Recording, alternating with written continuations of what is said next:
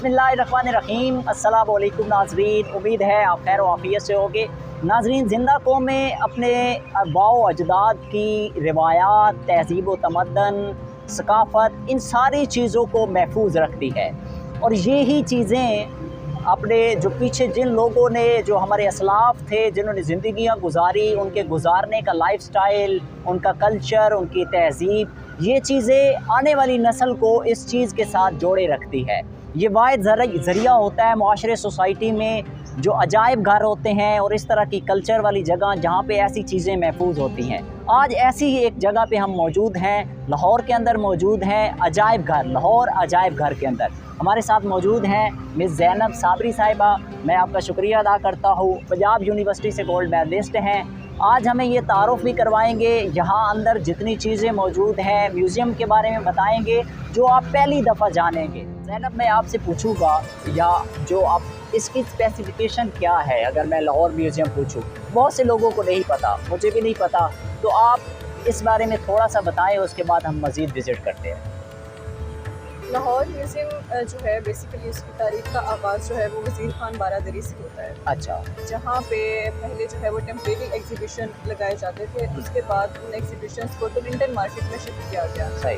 उसके बाद 1890 में जब एल्बर्ट फिशर ने, जब प्रिंस ऑफ वेल्स ने जब इसका फाउंडेशन स्टोन रखा, जो कि गोल्डन जुबली को कमेमोरेट करने के लिए रखा गया था क्वीन विक्टोरिया ने। अच्छा। उसके बाद इसकी जो कंस्ट्रक्शन है वो 4 साल के अरसे में मुकम्मल हुई। तो 1894 में बेसिकली इसको जो है पब्लिकली ओपन किया गया। और लाहौर अजायब घर की ख़ास बात यह है कि लाहौर अजायब घर का दौरा जो है वो एक रवायत समझा जाता है। सही। लाहौरियों के लिए या जो भी बाहर से हमारे पास लोग आते हैं। सही है। तो उस सकाफत को ज़िंदा रखने के लिए इसका दौरा जो है वो एक रवायत है हमारे सकाफती और एक तारीखी मकाम है जहाँ पे बहुत सी चीज़ें ऐसी। और अगर आप इसकी बिल्डिंग पे नज़र डालें तो इसकी बिल्डिंग खुद एक आर्टिफैक्ट है। ऐसी ही है, बिल्कुल बहुत खूबसूरत नज़र आती है। बहुत अच्छा एक इंडो इस्लामिक आर्किटेक्चर का ब्लेंड है। सही। चलें, चलते हैं, मज़ीद विज़िट करवाएं हमें। जी, इस वक्त हम लाहौर म्यूज़ियम के अंदर मौजूद हैं और मिस ज़ैनब साबरी हमारे साथ मौजूद हैं। जी मिस ज़ैनब, बताइएगा, क्या देख के एक दिल खुशगवार हुआ है, थोड़ा सा हमें तफसील बताएं नाज़रीन को भी। जिस तरह हम लोगों ने पहले बात की कि लाहौर अजायब घर जो है वो एशिया का वन ऑफ द बिगेस्ट अजायब घर जो माना जाता है। इसकी ख़ास बात यह है कि आपने बाकी भी अजायब घर देखे होंगे, आपका दौरा ज़रूर रहा होगा। लाहौर अजायब घर की खास बात यह है कि इसका जो डिस्प्ले है वो इसके एंट्रेंस से ही स्टार्ट हो जाता है। सही। इस वक्त हम जिस एरिया में खड़े हैं उसको इस आर्किटेक्चरल टर्म में वेस्टिब्यूल कहा जाता है। और इसकी अगर आप वेस्टिब्यूल देखें तो उसकी सीलिंग के ऊपर जो है फ्रेस्कोस का काम अभी तक उसी तरह से मौजूद है। अच्छा, ये तारीखी यानी कि बिल्डिंग ही ऐसी बनी हुई है जो हम बाहर से उनका इंटीरियर देख सकते हैं। और उसको सपोर्ट करने के लिए फिर उन लोगों ने साइड्स में जो ब्रैकेट्स लगाए हैं और ये स्पिंचेस, इन 4 कॉर्नर्स पे स्पिंचेस हैं। तो ये उसी तरह से आर्किटेक्चर उस वक्त मौजूद है। ऐसे ही है, बड़ा ज़बरदस्त व्यू है। और चलें आगे मज़ीद, ये आगे जो दरवाज़े हैं, ये जब ये अभी देख रहे थे तो में हमारी बात है, हम देखते थे कि गांव में इस तरह की कल्चर चीज़ें बहुत बड़ी हवेलियों में होती थी। हमारे यहाँ भी हवेलियाँ थी, तो इस तरह का कल्चर था। इस बारे में थोड़ा बताएं क्या। अच्छा, मैं विजिटर्स को इस तरह से कहती हूँ कि लाहौर के जो तारीखी दरवाजे हैं वो आपको म्यूज़ियम में वेलकम करने के लिए अच्छा इधर लगाए हैं। ठीक तो है। इनकी तारीखी अहमियत ये है कि ये अकबर के दौर से बिलोंग करते हैं। अच्छा। और दूसरी बात ये कि अगर आप इन पे ट्रेडिशनल वुड कार्विंग देखें तो आपको पता है कि हमारे नॉर्दर्न पाकिस्तान में भी हुंजा में ख़ास तौर पर वुड कार्विंग का एक बहुत फैशन रहा है। और इनमें से जो ख़ास दरवाजे हैं सबसे ज़्यादा ख़ास ये है क्योंकि इसके ऊपर हिंदू गॉड्स एंड गॉडेसेस की इनकार्नेशन है। आप देख सकते हैं गणेश है, शिवा है, पार्वती है, कृष्णा है, वो अपनी फ्लूट बजा रहा है। तो इनकी खास बात ये है। इसके अलावा हमारे पास कुछ दरवाजे ऐसे हैं जो कि भेरा से बिलोंग करते हैं। अच्छा। और कुछ हमारे पास जो है वो शालामार से एक्वायर। सही। यानी कि ये हमारे कल्चर पूरे पाकिस्तान से और ख़ास तौर पे मुख्तलिफ़ तहज़ीबों को इन चीज़ों में समाया हुआ है। इन दरवाज़ों है कि लाहौर म्यूज़ियम के अंदर गैलरीज़ हैं, तकरीबन 16 के करीब गैलरीज़ बताई है मिस ज़ैनब ने। तो अभी पहली गैलरी पे हम मौजूद है, किस गैलरी पे मौजूद है और थोड़ा थोड़ा हमें ब्रीफ करते जाए, साथ आप विज़िट करते जाएंगे। तो इस इस वक्त हम मौजूद हैं prehistoric and Indus valley civilisation gallery में। ठीक है। क्योंकि हम लोगों ने सारी गैलरीज को with the sequence of the events arrange किया, तो इस हिसाब से हमारे पास पहली गैलरी जो है वो प्री हिस्टोरिक गैलरी है। सही। ठीक है। इसमें जो नवादरात आप लोग देखेंगे वो बिलोंग करते हैं स्टोन एज से। अच्छा। यानी कि पत्थर के ज़माने से, जब इंसान एक नोमैडिक लाइफ गुजार रहे थे, उनको अर्बनाइजेशन के कॉन्सेप्ट का नहीं पता था और वो पत्थरों के औजारों से अपना गुजर बसर कर रहे थे। सही है। वो आम जिंदगी में बेशक वो खाने पकाने में हो, वो हंटिंग के लिए हो, ठीक है, वो पत्थर का ही इस्तेमाल कर रहे थे। पत्थर से, बड़े बड़े पत्थरों से उन्होंने नाइफ्स बनाई, फ्लेक्स काटे। अच्छा। तो ये हमारे पास हो गया पत्थर का ज़माना या प्री हिस्टोरिक टाइम पीरियड, जो कि हमारे पास यानी 2.5 इंसानी तारीख की हिस्ट्री जो है उसके बारे में। और हमारे अपने पाकिस्तान में भी खुशकिस्मती से प्री हिस्टोरिक या स्टोन एज साइट्स जो हैं वो मौजूद है। जैसे कि आप देखेंगे सोन वैली, ठीक है, और ये वो साइट्स हैं, ये वो एरा है जो कि 2.5 मिलियन ईयर्स अगो बैक जाता है। अच्छा। उसके बाद अगर हम बात करें इंडस वैली सिविलाइजेशन की, तो आपको पता है कि साउथ एशिया में सबसे पहली जो सिविलाइजेशन है वो इंडस वैली सिविलाइजेशन है, या दरियाए सिंध की तहजीब जिसको उर्दू में कहा जाता है। अब दरियाए सिंध की तहजीब की खास बात ये है कि इतने साल पहले भी लोग इतने ज़्यादा सिविलाइज थे, इतने ज़्यादा एडवांस थे, उनके पास प्रॉपर वेट्स थे, प्रॉपर मेजरमेंट सिस्टम मौजूद था, proper town planning, proper architecture, proper layer activities, वो उनका एक्सेप्शनल था इवन एट दैट टाइम। अच्छा। ठीक है। इंडस वैली सिविलाइजेशन का जिस तरह आपको पता है कि सिविलाइजेशन बनने से पहले आपके पास कल्चरल साइट्स होती हैं, तो सबसे पहले हमारे पास मेहरगढ़ आ जाता है, वहाँ से आइडेंटिफिकेशन शुरू हुई थी इंडस वैली सिविलाइजेशन। ठीक है। उसके बाद जो प्रॉपरली डिस्कवर किया गया इसको वो हड़प्पा से किया गया, क्योंकि हड़प्पा और मोहनजोदाड़ो जो हैं वो इसकी 2 मेजर साइट्स हैं या 2 मेजर अर्बन सेंटर्स हैं। सही। 2 मेजर मेन सिटीज़ हैं, आप इसको कह लें मेट्रोपोलिटन सिटीज़। ठीक है। मेहरगढ़ से अगर हम आगाज़ करें तो मेहरगढ़ का टाइम पीरियड जो है वो 7000 क़ब्ल मसीह आ जाता है। अच्छा। लेकिन अगर हम मैच्योर इंडस वैली सिविलाइजेशन की बात करें तो वो 3700 बिफोर क्राइस्ट एरा से आपके पास 1900 टू सम एक्सटेंट जाता है। सही। तो इंडस वैली ओवरऑल तो ये है। तो अब हम उसके खास नवादरात जो हैं वो सही। इसमें यानी कि सारी इस गैलरी के अंदर ये सारी चीज़ें मौजूद हैं, उसको नुमायाँ कर रही हैं जो तारीख थी। हाँ सही। चलें बताएं। आपको पता है कि हमारे पास वैसे तो आर्कियोलॉजिकल टर्म्स में पोट्री को जो है वो अल्फ़ाबेट्स ऑफ आर्कियोलॉजी कहा जाता है, कि जहाँ से आपको पोट्री मिलती है आप उन साइट्स को बहुत अच्छे से स्टडी कर सकते हैं, उन पर रिसर्च कर सकते हैं, वो आपको हर साइट से मिलती है। ठीक है। लेकिन इंडस वैली सिविलाइजेशन की कुछ खास नवादरात हैं जो कि मैं चाहूँगी कि उसको हम कवर करें। पहला ये कि प्रॉपर वेट्स एंड मेजर्स। इन वेट्स एंड मेजर्स को, क्योंकि उस वक्त के भी ट्रेड का सिस्टम और एक एक्सचेंज का सिस्टम प्रॉपर्ली मौजूद था, और ना सिर्फ ये लोग इनलैंड ट्रेड करते थे बल्कि इंटरनेशनल ट्रेड भी इनका चलता था आउटसाइड। इसके अलावा अगर हम इसी शेल्फ में देखें तो क्योंकि हम एक्सचेंज की बात करें तो उनका ट्रांसपोर्टेशन सिस्टम भी प्रॉपर्ली मौजूद था। वहाँ पे हमारे पास बुलक कार्ट्स हैं। अच्छा। अब जो छोटी बुलक कार्ट्स हैं वो ये शो करती हैं कि ये वैसे तो टॉय पर्पसेस के लिए थी, बच्चों की खेलने की थी, लेकिन ऑब्वियसली इससे उनकी ट्रांसपोर्टेशन भी शो होती है कि जिस तरह आज भी हमारे गाँव देहातों में जो है हम बैलगाड़ियाँ इस्तेमाल करते हैं, उस वक्त पे भी ट्रांसपोर्टेशन के लिए बैलगाड़ियाँ इस्तेमाल की जाती हैं। और ये हम बात कर रहे हैं पीछे तारीख की, और आज जैसे वक्त के साथ साथ चीज़ें अपडेट होती हैं। और मैं ये कहूँगी कि पाकिस्तान में अभी तक जो है इंडस वैली सिविलाइजेशन का जो कल्चर है उसकी कंटिन्यूटी हमें नज़र आती है किसी न किसी सूरत में। सही। अब ये जो है हमारे पास ये इंडस सील्स हैं। इंडस सील्स हमें ये बताती हैं कि एक तो ये कि उनके पास इतने साल पहले भी प्रॉपर राइटिंग का कॉन्सेप्ट मौजूद था। ठीक है। वो डॉक्यूमेंटेशन चीज़ों की करना चाहते हैं। ये स्टेम्स एंड सीरीज जो है ये बेसिकली तो ऑथराइजेशन के लिए इस्तेमाल की जाती है, लेकिन कुछ स्कॉलर्स ने ये भी कहा है कि इन सीरीज को जो है एज एन एम्यूलेट पहना जाता था for the identification purposes of a person. अच्छा। और अगर आप राइटिंग की बात करें तो इन सीरीज के ऊपर आपको राइटिंग नजर आएगी, which is the pictographic writing of Indus valley civilisation, but it is yet not deciphered. And secondly जो इनमें इंपॉर्टेंट चीज़ है वो ये कि इंडस वैली सिविलाइजेशन में हमारे पास एक वो एरा आता है जिसको हम प्रोटो हिस्ट्री भी कहते हैं, चैल्कोलिथिक पीरियड भी कहते हैं, जब हमारे पास ब्रॉन्ज इंट्रोड्यूस हो जाता है। तो इंडस वैली के लोग ना सिर्फ पत्थर का इस्तेमाल भी जानते थे बल्कि उस टाइम पीरियड पे ब्रॉन्ज भी इंट्रोड्यूस हो चुका था। अच्छा। यही वजह है कि इनकी जो सीरीज है, ऊपर वाली अगर सीरीज आप देखें तो वो ब्रॉन्ज में है, नीचे वाली पत्थर में है। अच्छा। पत्थर पे डिफरेंट चर्ट, स्टीटाइट वगैरह, वाइट स्टोन उसमें आ जाते हैं। ज़बरदस्त। चले मज़ीद आगे। इंडस वैली सिविलाइजेशन के लोग जो थे वो ना सिर्फ सिविलाइज थे बल्कि अपनी रिफ्रेशमेंट के लिए या एक रिलैक्सिंग टाइम के लिए उनके पास इंडोर गेम्स का कॉन्सेप्ट भी मौजूद था। सही। अगर आप इस शेल्फ में देखें तो ये पिक्चर जो है ये मोहनजोदाड़ो की पिक्चर है और आप तो कुशान टाइम पीरियड का एक स्टूपा भी माउंट के ऊपर देख सकते हैं।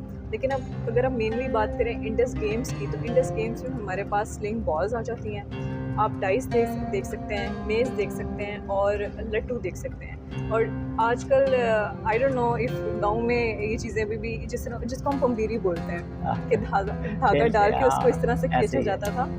और लूडो तो अभी भी खेलते हैं। लूडो तो हम अभी भी खेलते हैं।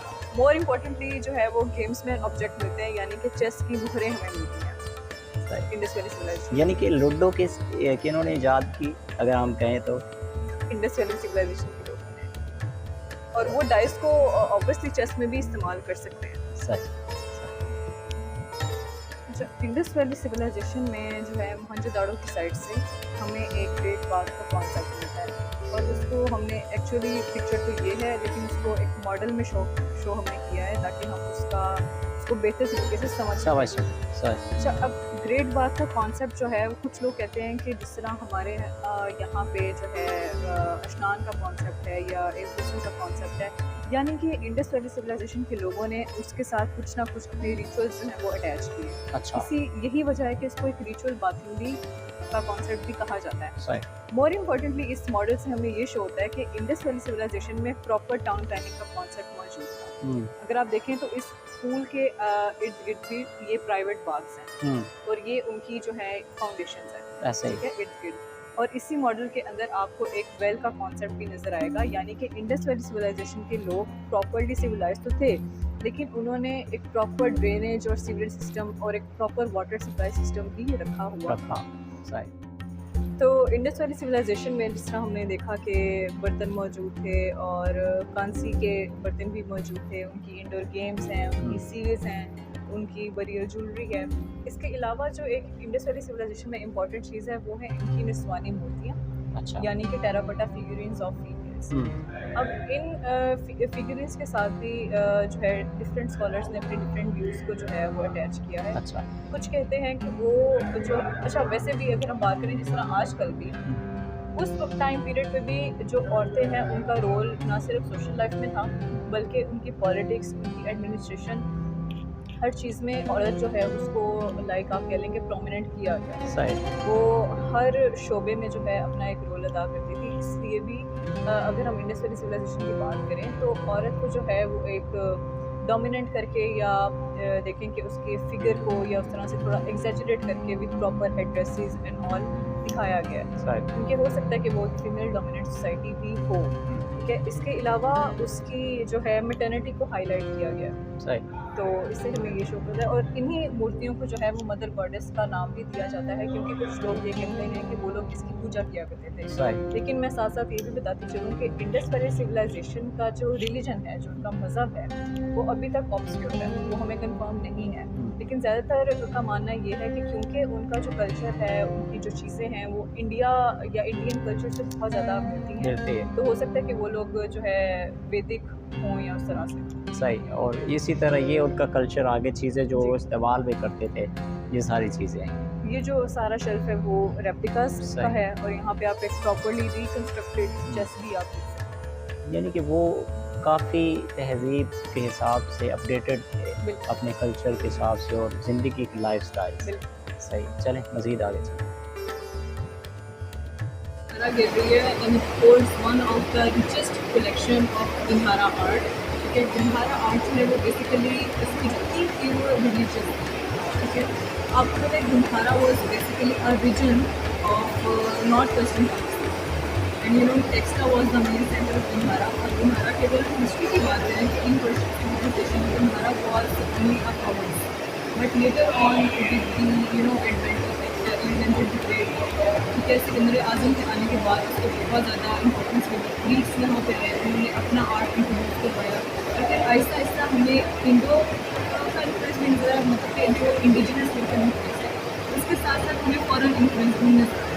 ठीक है, तो इस गंधारा गैलरी में आपको जो आर्टिफैक्ट्स मिलेंगे वो मिलेंगे लाइक जाता का स्टोरीज की सूरत में, ठीक है, जो कि बुद्धा की लाइफ स्टोरीज है, क्योंकि Buddha was basically a Hindu Prince. And later on when you know he went on the way of celebration या लिबरेशन उसको कह सकते हैं, जब उसने सोचा कि मैं कुर्बान हो सकता उसने फिर डिफरेंट मेरिकल्स परफॉर्म किए, ठीक है। उसकी एक प्रॉपर जर्नी रही है पैदा होने से एंड तक, और शुरू से ही वो एक स्पिरिचुअल बीइंग रहा है। बट इन ज़्यादातर स्टोरीज में आपको बुद्धा की लाइफ के सीन्स मिलते हैं, उसकी सोशल लाइफ के सीन्स, उसके मैरिज के सीन्स, उसके बर्थ के सीन्स, वो किस तरह से पैदा हुआ, किस तरह से उसने फिर प्रीचिंग की। और इस गंधारा गेम का जो हमारे पास मास्टर पीस है वो हमारे पास फास्टिंग बुद्धा है, तो हम लोग वो भी देखेंगे। हमारे पास है फास्टिंग बुद्धा,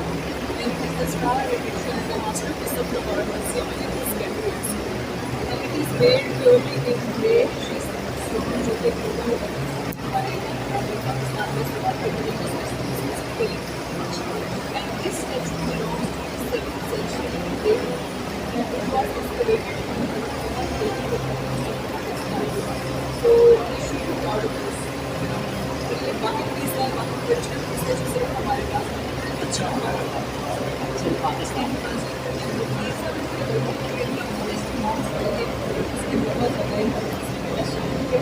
और अगर हम रिलीजन के पर्सपेक्टिव को लेकर करते हुए सिर्फ उसकी आर्टिस्टिक वैल्यू के ऊपर फोकस करें, बनाने वाले ने नाम स्टेज और आपको इसका प्रॉपर एक मेडिकल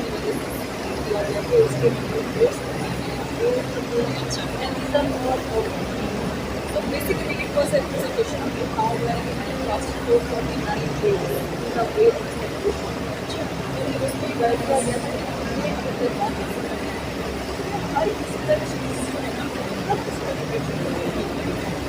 अपने कपड़ों से मेहनत करके आप अपने जो है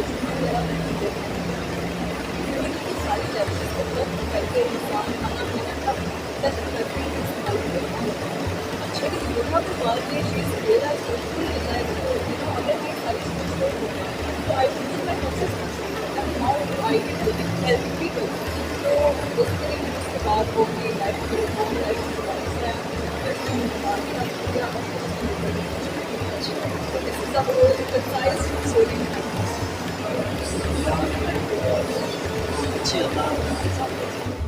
So this is the death scene of Buddha, and then he is being put into the coffin and his dead body is being burned into the ashes, and then his ashes were distributed between officials, and on that basis a stupa is built.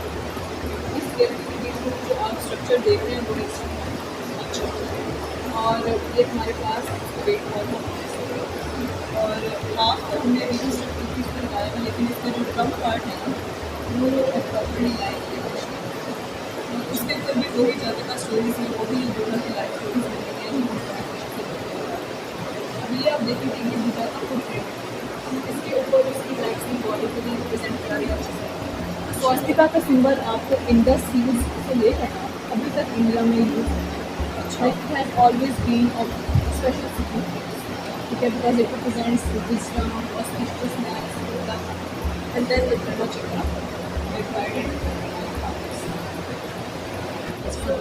तारीख एक अपने अंदर एक तारीख है, वो लोग जो हिस्ट्री यहाँ से स्टार्ट हुई, दुनिया स्टार्ट हुई, कायनात स्टार्ट हुई, तो हमें एक तरफ कनेक्शन ये भी हमें हमारी तवज्जो ये दिलाती हैं चीज़ें कि इंसान परमानेंट है, बाकी सारी चीज़ें खत्म। अब इतने बड़े लोग थे जिनको तारीख में अब महफूज किया है, तो उसी तरह ये लोग इस दुनिया से चले गए, कोई परमानेंट होती हैं। इस वक्त हम लोग लाहौर म्यूज़ियम की सिख गैलरी में मौजूद हैं, जो कि रिसेंटली यहाँ पे शिफ्ट की गई है फ्रॉम द फ्रंट साइड, और इसमें आप देखेंगे कि उनके जो ट्रेडिशनल टेक्सटाइल्स हैं, उनके कुछ मैन्युस्क्रिप्ट्स हैं, ठीक है। इसके अलावा जो वो लोग थ्रोन वगैरह या अपनी जो ट्रेडिशनल चेयर्स वगैरह इस्तेमाल करते थे वो हैं। अब सिखिज़म की अगर हम बात करें तो आपको पता है कि वो लोग गुरुज़ पे यकीन रखते हैं, ठीक है। उनके ख़्याल में 10 गुरु आए, जिनमें हालांकि लॉ ऑफ सक्सेशन कोई नहीं था, यानी कि आपका शागिर्द ज़रूरी नहीं आपका बेटा ही आगे उस चीज़ में आए या वो रूल करे आकर, ठीक है। तो उसमें जो आखिरी गुरु हैं उनके, जिसका नाम है गुरु ग्रंथ साहिब, जो कि बेसिकली एक उनकी किताब है, लेकिन उसको वो इसी तरह से उसका ख्याल रखते हैं कि वो जिस तरह एक लिविंग ह्यूमन बीइंग है, वो इनका लिविंग गुरु है, गुरु ग्रंथ साहिब। तो हम वो भी यहाँ पे डिस्प्ले है, उसको भी देखेंगे। ये उनकी गुरु ग्रंथ साहिब है, ठीक है। और अगर आप देखें तो उन्होंने उसकी एक बहुत खूबसूरत रिप्रेजेंटेशन करने के लिए एक प्रॉपर थ्रोन बनाया हुआ है, उसको माउंट करने के लिए, उसको डिस्प्ले करने के लिए, ठीक है। और सिखिज़म के लोगों के लिए इसकी एक बहुत ज़्यादा वैल्यू है, जिस तरह हमारे लिए कुरान पाक की वैल्यू है, उनके लिए इस किताब की वैल्यू है, ठीक है। और अगर आप देखें कि उसको मतलब उसके डिस्प्ले को अच्छा बनाने के लिए लाहौर म्यूज़ियम ने उसके साथ एक फ्लाई विस्क भी रखी है, ताकि पता चल सके कि ये गर्मियों में उसी तरह से इसका ख्याल रखा जाता है जिस तरह एसी हम लगा देते हैं। अच्छा। और सर्दियों में क्योंकि वो इसको लिविंग गुरु मानते हैं, ठीक है, तो उसका बिल्कुल एक इंसानों की तरह उसका ख्याल रखा जाता है। और एक फ्लाई विस्क रखी जाती है कि लाइक उसको बार बार झला जाए ना उस चीज़ से। मज़हब के दूसरे मज़हब की एक जी। चीज़ होने के नाते भी आप उसको एक वैल्यू। बिल्कुल ऐसे ही है। अब सिख लोग आते हैं यहाँ पे, वो बहुत ज़्यादा खुश होते हैं कि आपने हमारी चीज़ों को, हमारे कल्चर को इतना अच्छा प्रिजर्व किया है, इतना अच्छा डिस्प्ले किया है। और मैं ये भी बताती चलूँ कि हमारे पास कुछ पोर्ट्रेट्स जो हैं उनके रूलर्स के मौजूद हैं, जिसमें महाराजा रंजीत सिंह आ जाता है, शेर शाह सिंह आ जाता है। और इनके पोर्ट्रेट्स जो हैं ये उसी दौर के जो आर्टिस्ट थे उन्होंने बनाए हुए हैं। तो ये एक लाहौर म्यूज़ियम की कलेक्शन में एक अच्छी चीज़ है।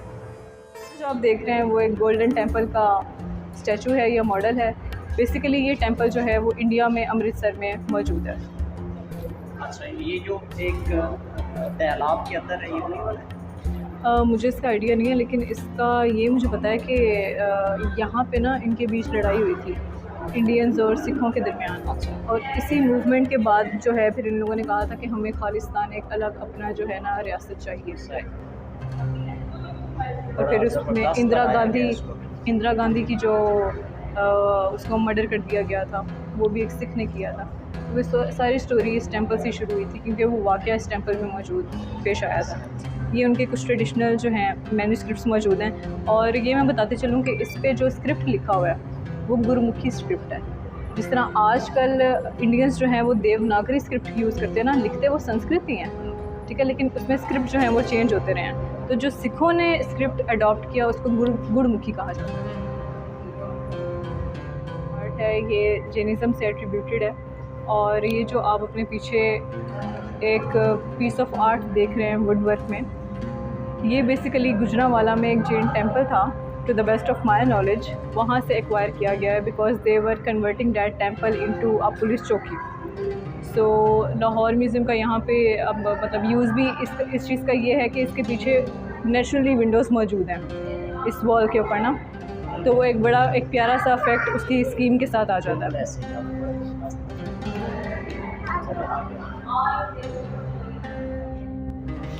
अच्छा, क्वीन विक्टोरिया का ये जो स्टैचू है, सबसे पहले तो इसकी हिस्ट्री ये कि ये first of all Charing cross पे मौजूद था। फिर ज़िया के दौर में जब इस्लामाइजेशन हुई तो ये मुजस्मा जो है ये लाहौर म्यूज़ियम शिफ्ट कर दिया गया, ठीक है। और अब वहाँ पे चेरिंग क्रॉस में एक कुरान पाक का स्पेसिमेन जो है वो मौजूद है। अच्छा, इस मुजस्मे की ख़ास बात यह है कि इसके साथ साथ अगर फ्लैंकिंग एरियाज़ में आप देखें तो एक तरफ क्वीन विक्टोरिया का ग्रैंडसन और एक तरफ क्वीन विक्टोरिया का सन, उसका मुजस्मा जो है मौजूद है। एक साइड पे आपको जॉर्ज और एक साइड पे एडवर्ड मिलता है। अच्छा, ये लाहौर म्यूज़ियम की न्यूमिस्मेटिक कलेक्शन है या कॉइन्स सेक्शन है, कॉइन्स गैलरी है। इसमें जो आप कॉइन्स देख रहे हैं वो अर्लीस्ट टाइम पीरियड से, यानी कि पंच मार्क्ड कॉइन्स से लेकर मॉडर्न टाइम्स तक पाकिस्तान के जितने हमारे पास कॉइन्स हैं हिस्ट्री में रह चुके हैं, उनका आपको डिस्प्ले मिलेगा। अब कॉइन्स की मैं ओरिजिन की थोड़ी सी आपको हिस्ट्री बताती चलूँ तो कॉइन्स की टाइमलाइन कुछ ऐसी है कि यहाँ पे इंडियन सब कॉन्टिनेंट में सबसे पहले जो सिक्के थे ना उनको कहा जाता था करशापान या punch marked coins. Those were not like proper coins, क्योंकि उनका कोई डेफिनेट वेट नहीं था, उनकी कोई डेफिनेट करेंसी उनके साथ एसोसिएटेड नहीं थी, ठीक है। और उसको इशू करने वाले लोगों का भी नहीं हमें उस तरह से अंदाज़ा है, लाइक प्रॉपर रूलर्स वगैरह उस टाइम। लेकिन जब यहाँ पे यूनानी लोग आए, यानी कि यहाँ पे जब ग्रीक लोग आए, तो उन्होंने एक प्रॉपर कॉइनेज का सिस्टम जो है वो इंट्रोड्यूस करवाया, ठीक है। A coin is always set with a proper weight, a proper measure, ठीक है। उसके साथ आप कोई ना कोई वैल्यू अटैच करते हो। और आपको पता है जिस तरह हम लोगों ने पहले बात की कि मेटल जब इंट्रोड्यूस हो गया था तो लोगों को लगा कि मेटल जो है वो एक ड्यूरेबल या एक डिपेंडेबल सोर्स है अपनी चीज़ों को सेव करने का, या अपनी एक वैल्यू को जो है डिस्प्ले करने का या बढ़ाने का या एक्सचेंज सिस्टम जो है वो बार्टर सिस्टम जो है वो एक वैल्यू के अंदर कन्वर्ट हो गया। हालांकि आपको पता है कि इंडिया के जो लोग थे वो काऊ को भी जो है एज अ कमोडिटी यूज़ करते थे, क्योंकि काऊ इतना काऊ बीमार भी हो सकती है, गाय मर भी सकती है, उसको कुछ भी हो सकता है, तो वो फिर उनके लिए मुश्किल हो गया था वैल्यू को जज करना किसी चीज़ की। अब काऊ के बदले आप सोना नहीं ख़रीद सकते, ठीक है। तो ज़ाहिर है जब बाद में मेटल जब इंट्रोड्यूस हुआ तो उन्होंने फिर कॉइन्स जो है मेटल में बनाना शुरू किया। पीएमसी से पहले यहाँ पे कोई कॉइनेज का उस तरह से हमें रिकॉर्ड्स नहीं मिलते।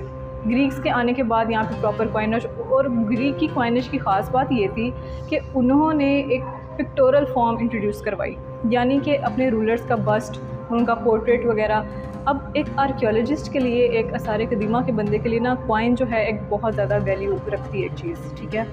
आप कॉइन से हर चीज़ रिकन्स्ट्रक्ट कर सकते हो, उनकी लैंग्वेज, उनका कल्चर, उनके कपड़े, ठीक है, और ज़ाहिर है उनकी इकॉनमी भी। अब जो रूलर जो है वो ज़्यादातर गोल्ड इश्यूज़ करेगा तो ज़ाहिर है उसकी इकॉनमी, उसका रूल एक स्टेबल रहा है। तो कॉइन्स एक ड्यूरेबल सोर्स हैं for the dating of artefacts and for the time period as well. Manuscript gallery है या मखतूतात गैलरी है, इसमें आपको डिफरेंट कैलीग्राफिक स्क्रिप्ट्स की एवोल्यूशन मिलेगी, यानी कि कुफिक स्क्रिप्ट से लेकर आपको नस्तालीक तक सारे स्क्रिप्ट्स में लिखा हुआ कुरान पाक, डिफरेंट कुरान पाक की वर्सेस, डिफरेंट रिकॉर्ड्स। यहाँ पे हमारे पास अकबर का, अबुल फजल का लिखा हुआ रिकॉर्ड भी मौजूद है, ठीक है। और इस गैलरी की जो स्पेशल बात है या स्पेशल आर्टिफैक्ट है वो ये वाला मैन्युस्क्रिप्ट है, क्योंकि इसको जो है वो हज़रत इमाम हुसैन के साथ मंसूब किया जाता है कि ये उनके टाइम पीरियड से है, और ये जो है हिरन की खाल के ऊपर लिखा गया था, ठीक है। प्रेजेंटली जो है इसको टेम्परेरीली रिमूव किया गया है for the restoration purposes, and this is the first specimen of the Kufic script, कि एक प्राइमरी जो है उसकी फॉर्म क्या थी कुफिक स्क्रिप्ट की, क्योंकि ये कूफा से डेवलप हुआ था। जी, इसको भी, इस स्क्रिप्ट का भी एक ख़ास नाम है जिसको ख़त महफूज कहा जाता है, विच मीन्स रिवर्स राइटिंग। अगर आप किसी का नाम लिखते हैं लेकिन आप उसको रिवर्स करके लिखें, उसका नाम नहीं चेंज होगा, तो काफ़ी लोग इस चीज़ पे एतराज़ भी करते हैं कि आपने कुरान पाक की वर्स है तो उसको उल्टा लगाया हुआ है या लिखा गया है उसको ना, तो लेकिन इस ख़त का नाम, लेकिन ऑब्वियसली ये ज़्यादा एक रेयर पीस ही है, ज़्यादा इवॉल्व नहीं की वो चीज़। अब ये जो है ये फ़र्स्ट एवर टाइम जो है ऑटोमन एम्पायर में, सल्तनत उस्मानिया में इवॉल्व हुआ था ये वाला स्क्रिप्ट। इसको कहा जाता है तुगरा स्क्रिप्ट। अब जिस तरह हम लोगों ने पहले बात की कि कैलीग्राफी में हमें उस तरह से इमेजेस बनाने की इजाज़त नहीं है लिविंग थिंग्स की, लेकिन अगर हम अपनी राइटिंग में ही कुछ ऐसी फॉर्म्स, इमेजेस वगैरह बना दें तो वो हमारे पास एक खूबसूरत आर्ट पीस निकल आता है। अब ये हालांकि बिस्मिल्लाह लिखी हुई है लेकिन देखने में आपको फ़िश लगेगी, so this is known as the tughra script. फिर आहिस्ता आहिस्ता जो है कुरान पाक की ना सिर्फ राइटिंग में एवोल्यूशन आई बल्कि उसकी खूबसूरती को बढ़ाया गया, उसमें मिनिएचर पेंटिंग्स को ऐड किया गया। उसमें भी आपको इमेजेस नहीं मिलेंगी लेकिन वो एक डिफरेंट फ्लोरल मोटिव्स वगैरह की रिप्रेजेंटेशन। फिर कुरान पाक में एल्यूमिनेशन को इंट्रोड्यूस करवाया गया, यानी कि गोल्ड प्लेटेड आप कह लें पेपर, ठीक है, उसको गोल्ड पाउडर के साथ एल्यूमिनेट करना। So this is known as the illumination of Holy Quran.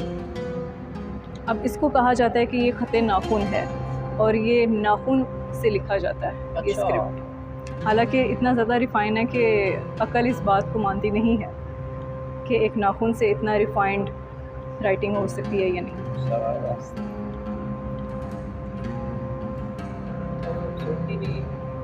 बिल्कुल ऐसे ही है। अब ये उनके कुछ पुराने जो हैं औज़ार हैं या आप कह लें पॉकेट्स हैं जिसके अंदर ट्रेडिशनल जो है पेन वगैरह, इंक वगैरह रखने की जगह, कैंची रखने की जगह मौजूद है। ये मिरातुल कुद्दूस मैन्युस्क्रिप्ट है और इसका एक स्पेसिमेन हमारे पास मौजूद है।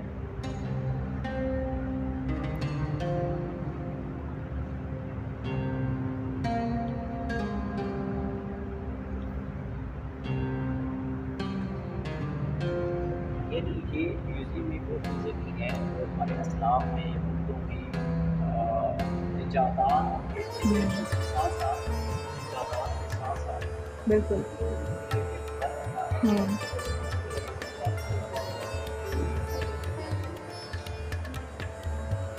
ये जो है हमारे पास रिसाला सवाल जवाब है जो कि प्योर नस्तालीक में लिखा गया है और दारा शिको की एक लाइक आप कह लें एक मीटिंग का स्पेसिमेन है अच्छा। कि उसकी जो बातचीत हो रही थी कोर्ट के लोगों के साथ उसका एक नुस्खा है। अय्याश तो उस वक्त के लोग थे, लेकिन वो बिल्कुल ऐसा ही है, वो अम्ब्रेला टाइप है, अम्ब्रेला तो ऐसे ही बड़ा है। लगाया ये तो ट्रेडिशन रहा है सारी चीज़ों में ना, सारी डेंटिस्ट्रीज में।